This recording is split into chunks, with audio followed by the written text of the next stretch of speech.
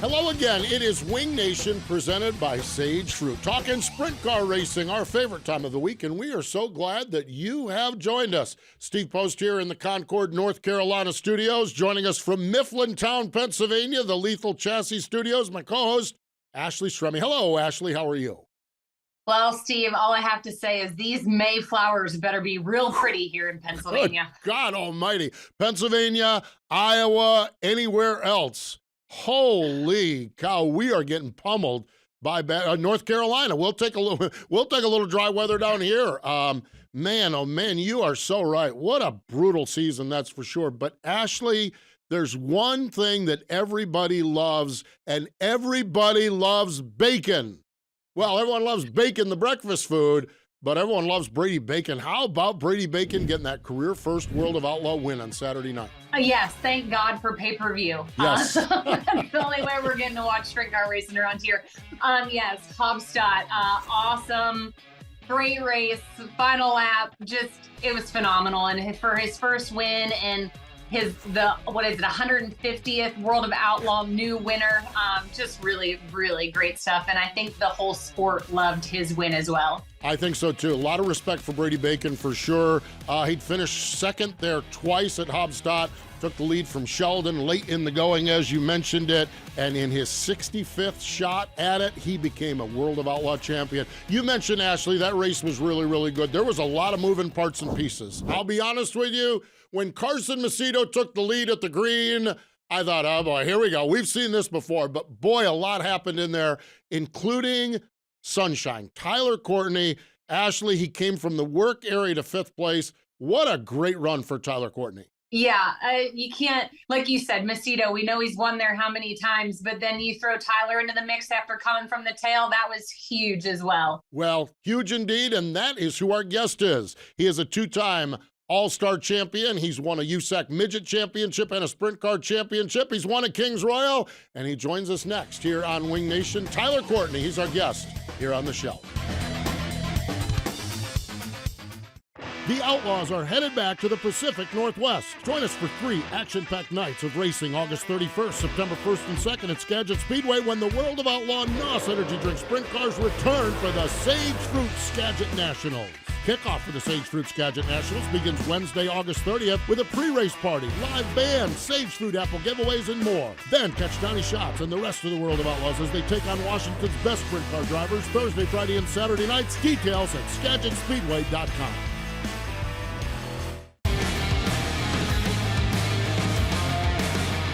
Welcome back. It is Wing Nation presented by Sage Fruit. Let's go to the Sage Fruit hotline and chat it up with a little sunshine in our life here this week. Tyler Courtney joins us. Hello, Tyler. How are you? Hi, guys. How are you?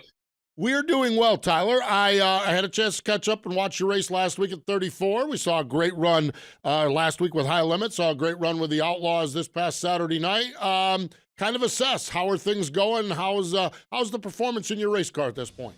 Yeah, I think, it's been a good year to this point. We were able to knock off a couple wins down at East Bay, and then, we were kind of off for about a month, and then the new tires came in, and we were supposed to start our, all-star season, a week before we did, but it got canceled or postponed to the next weekend. So we went out and ran with the Outlaws, and, we're able to, knock off a couple top 10s and, kind of transition ourselves with the new tire, and then, go to Attica the following weekend and start the year with a 6th and a 2nd or 3rd, sorry, and come out of there, second in points behind Zeb, and then the Mother Nature's been a little iffy on some stuff, but then start the High Limit series on a high note as well. Led a big portion of that first race at Lakeside, and ultimately ended up 3rd, but and then ran 5th at the second race, and has us tied in points with Kyle Larson. So and then obviously this weekend we should have ran top 5 both nights with the Outlaws, but I screwed up and hit an infield tire the first night at Granite City, and then luckily even after having trouble at the beginning of that race at Hobstadt, we were able to come back from the back and run top 5. Tyler, you've talked about kind of all the schedules that you're a part of so far this year. That being said, back to back All Star Circuit of Champions champion. What's it like kind of with the All Stars having a slow start? You know, you go to Volusia, you have off for a month or two, and now rain, and now you're kind of getting to dabble other places as well. What's it like gearing up for the All Star Circuit of Champions, but racing all over, waiting for the season to really kick off? Obviously, you'd like to have a few more races during this time of year, but I think just that's how the All Star schedule has always been. But it does give us opportunity to go run with the Outlaws and do a series like High Limit is this year, and really just get yourself ready for when you do start with the All Stars. Because once we start with the All Stars, we're full bore. We're off for a little bit after Florida, like I said, but we're pretty much full on from there on out. So if you were just to sit at home and not go run the outlaw races or the high limit races, you're just putting yourself behind the eight ball. So it's just been it's been a lot of fun being able to just go travel around and run with the outlaws. And I guess you show up to the outlaw races and not have really any pressure because you're not running for a championship. You're just trying to go and race for a win and run up front with those guys. And like I said, get yourself prepared for the All-Star Tour to try and get a third championship. Is it a challenge to get a rhythm down though with the stop and start nature, and we're going to race here, and no, that's rained out, we're going to go here, no, we're not going to race at all? How challenging is that as a driver to kind of get the rhythm, to keep that seat time, to keep race fresh and race ready? I've always been kind of a momentum guy, and I like if I could race every day of the week, I would. And I think by the end of the week I tend to get better. And I think that's kind of what I've been able to see with myself is, we got a couple weeks in a row here of racing and, getting my racecraft tuned back in and, trying to put things into use that I've, learned, over from last year over the winter to make myself better. And, I think, as the weeks go on here, I think hopefully in my eyes, we should keep, progressing and, getting better. And, once we get into a rhythm, I feel like that's when I start to shine a little bit, and just hopefully that all happens. Tyler, obviously a wingless guy who's gone full-time wing racing now. Your first year out, you won the championship with the All-Stars. You backed it up again last year. What is it like, the grind? Obviously, you were still doing it with the wingless stuff. Is it different with the wing stuff? Is the grind still as intense? Is it harder? Is it being on the road more? What are kind of the differences that you've had to overcome these last 2 years? Racing's racing, obviously, but I think we're definitely on the road a lot more with the wing car. Being away from home is been a little bit of a transition. Obviously I've been racing and on the road since I was 16, so like being away from home isn't a big thing, but I was always home a little bit more than I was. So that's been just a little bit different. It is nice to come home. Sometimes it's obviously a fun filled life. Being on the road and seeing stuff, but home is still a place you get to come and reset. And but at the same point, like, you race for a living, so you want to be on the road as much as you can to hit as many races as you can, to have a chance to make as much money as you can at the same time. So it's I don't really want to complain about it, so I won't. And but yeah, it's definitely, that's probably been the biggest difference, is just being gone a lot more than we were before. With USAC, primarily based in Indiana, and you didn't travel too far until the end of the year when you get to California. So, but at the same time, I love doing it, and I wouldn't trade it for the world. Tyler, you mentioned racing for a living. And of course, the All-Star Championship pays pretty good. The All-Star races pay pretty good. You got some big races there. You're allowed to run a lot of the World of Outlaw races. This year, the addition of the High Limit Series. As a driver that is committed to a tour, but also able to run a bunch of these races, what does it mean to you to have these $23,000 or $50,000 win races in the middle of the week, non-conflicting with what you do for a living, basically?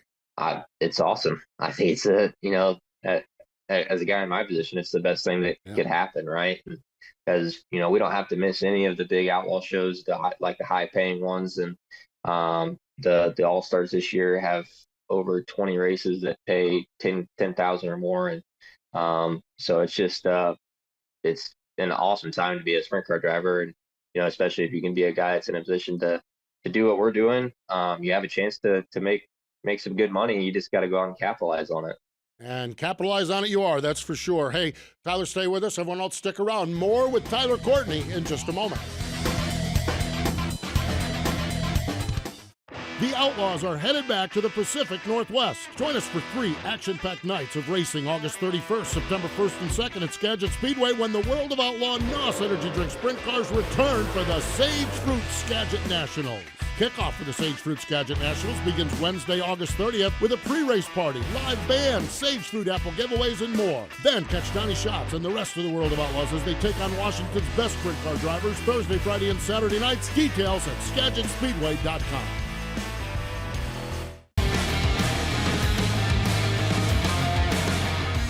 Welcome back. It is Wing Nation presented by Sage Fruit. The Sage Fruit Hotline is where we're going back to. Tyler Courtney joins us here on the Sage Fruit Hotline.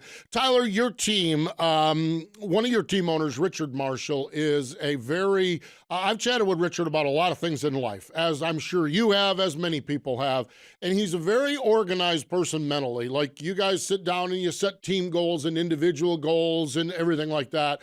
Having that structure at the beginning of the season, I'm not going to ask about personal goals. That's your personal thing. But team goals and setting benchmarks. How important has that been for you guys as you've rolled into this full blown sprint car stuff?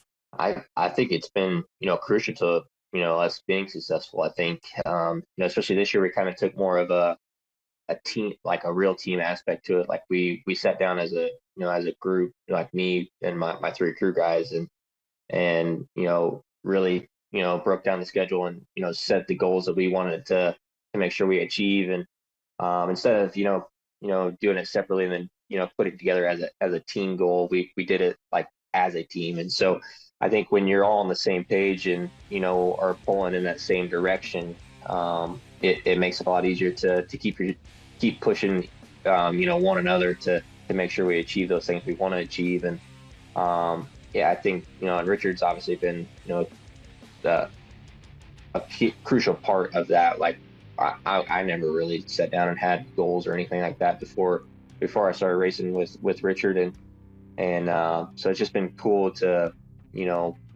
have that the last few years and see where we've been and what we've achieved. It's just I think like I said, a crucial part to our success is having those goals, just to have something to aim for. And I think if you don't have something to aim for, it just makes a lot easier to get lost or distracted and the grueling season that we have.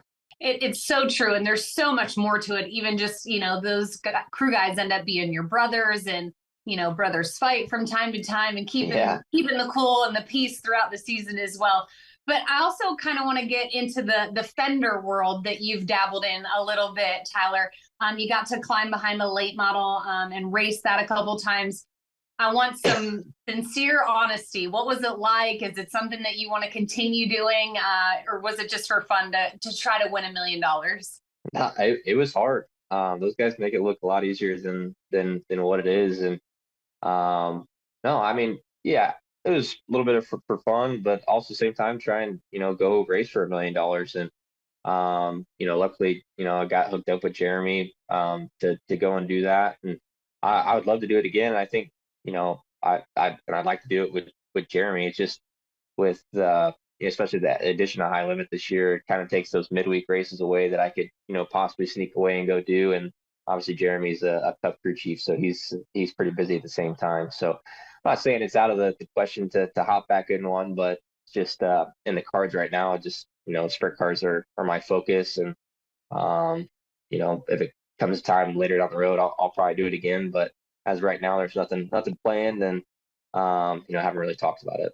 You mentioned Jeremy. It's Jeremy Bullins, crew chief on the Cup Series for Austin Cindric, Daytona 500 winning crew chief. You've also talked a lot, and you've even talked to us here about spotting for the Indy 500, where you've got a chance to hang out with James Hinchcliffe and some other folks. What is it like, whether it's a Cup Series crew chief, IndyCar race winning driver? What do you gain? What do you gather from hanging out with successful racers, even in other disciplines, Tyler?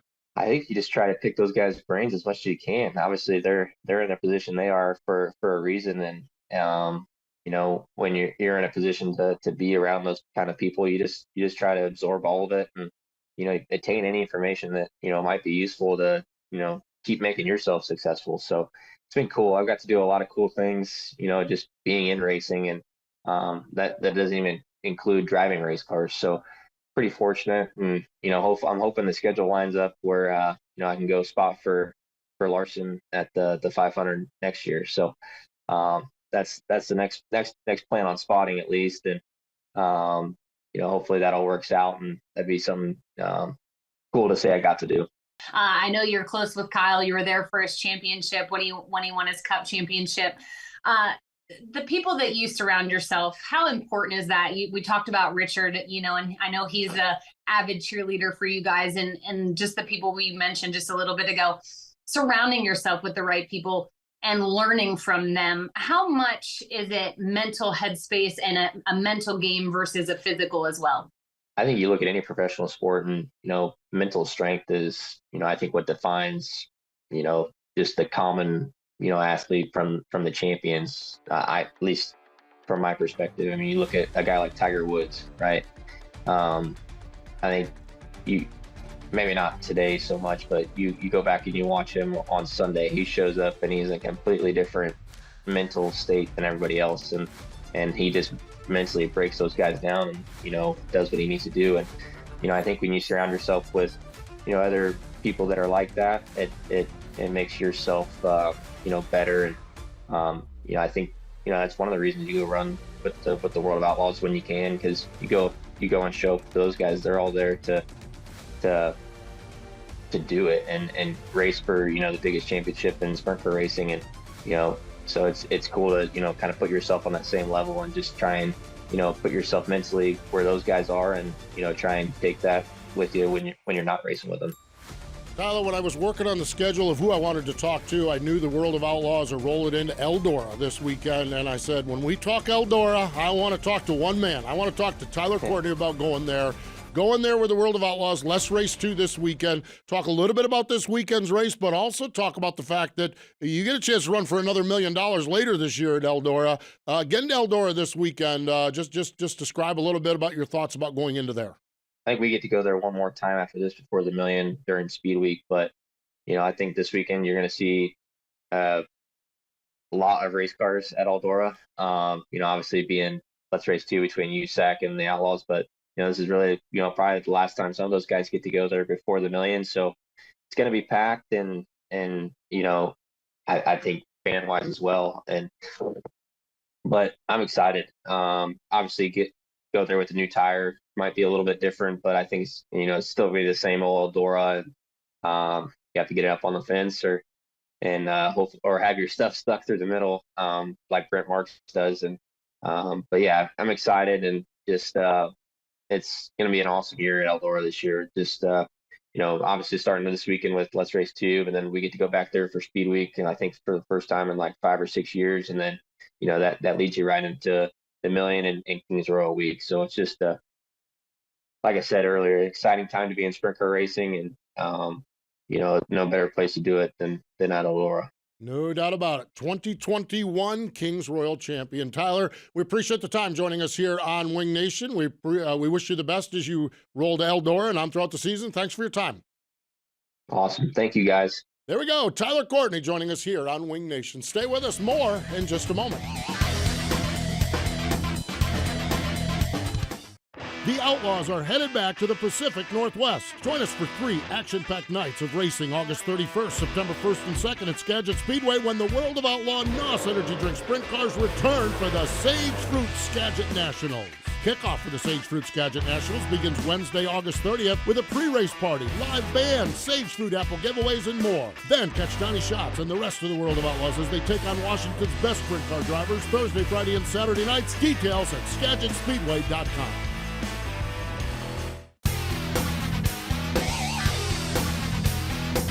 Welcome back. It is Wing Nation, presented by Sage Fruit. Love getting the chance to talk with Tyler Courtney. Really enjoy that and enjoy the opportunity and getting to see him race a lot, that's for sure. I need to first off shout out an appreciation to Kyle Larson and everyone. They fly a private plane sometimes from Concord to their high limits races, and they allowed yours truly to be on that. And so I got a chance to go to 34 Raceway, and High Limits is a brand new series. Kyle Larson and Brad Sweet are running. A lot of field, a lot of money, a lot of cars, midweek shows. 34 Raceway. The one thing, though, Ashley, that stands out to me is that kid that won that race, Anthony Macri, the concrete kid, representing the posse very well. How about that young man going out there to Iowa and winning that one? It was really cool to see. Anthony, we know he's a great racer. He had 23 wins last year, the most in a 410, and 10 at Port Royal. But I'll be honest, you haven't heard his name much this year, so it's good to finally see him back on top out there. Well, he got a new crew chief, Joe Mooney. Joe used to be with KKR, with Brad Sweet's team, and I think the 34 Raceway is a really good sign. Two things stand out about this. First off, Anthony had never been to 34 Raceway, had never laid eyes on the place. Joe had. That's a pretty good sign when you roll into a place like that. Sounds like the mechanic had that car pretty close for Anthony. I would agree, and it sounds like they're communicating pretty well. And it helps when you're a little patient as well. That's the other thing. I watched Anthony Macri work the bottom groove of a racetrack with pedals and patience. He didn't have the right rear halfway up the wall at Port Royal. He was down on the bottom. Anthony Macri figures out how to pedal a race car and how to run on a dry, slick racetrack. And that 22-win season is going to be something that could be top because, man, he did a great job. And that stood out the most of anything there was Macri running the inside and pedaling a race car. Kid's got some talent. And, boy, I'm telling you what, he's got a great high gear. If he can get a good low gear together, woo, man, I'm telling you what. It is fantastic. It really, truly is. We talked to Sunshine about this just a little bit. Friday and Saturday night, let's race 2 at Eldora. Ashley, the USAC sprint cars, the World of Outlaws sprint cars, nothing in the world like racing Eldora. No, and Tyler mentioned it. There's going to be a ton of cars there. Everybody wants to race before the million happens.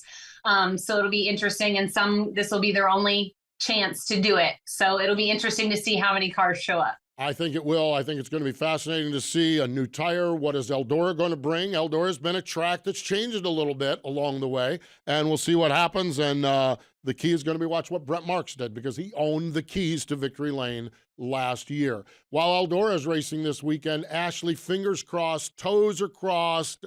I'm crossing my legs under the desk. Fingers crossed, we get a lot of weekly action in this race. This weekend, we need to see some sprint cars everywhere. It's true, we do. And then, of course, obviously, the posse versus the outlaw, the drama that everybody loves to talk about but doesn't want to hear about. It's the craziest thing ever. Wednesday, the Gettysburg Clash at Lincoln Speedway. And then Friday, Saturday, the Morgan Cup at Williams Grove. It'll be awesome. You know, Twitter's going to blow up. We have the greatest fans in the world. No doubt about it. Yes, it's that time of year again. Here we go again. Now, we had that March 2 weekends that got rained out other than Lincoln, and then Rico went in and made it so neither side has a victory. So it is going to be interesting to see. That's one of the reasons I hope specifically Williams Grove gets a race in on Friday night so those local racers there can kind of tune up and get ready for the Outlaws rolling in. Lincoln's ran a fair amount this year, but Williams Grove, it's been a struggle up there. Man, oh man. No struggle at all for Tyler Courtney racing a race car, that's for sure. Man, loved chatting with him as well, and really did enjoy our visit with him. So she's Ashley Stremme. I'm Steve Post. We again appreciate Tyler Courtney for joining us. More important than all of that, though, thank you for joining us here on Wing Nation, presented by Sage Fruit.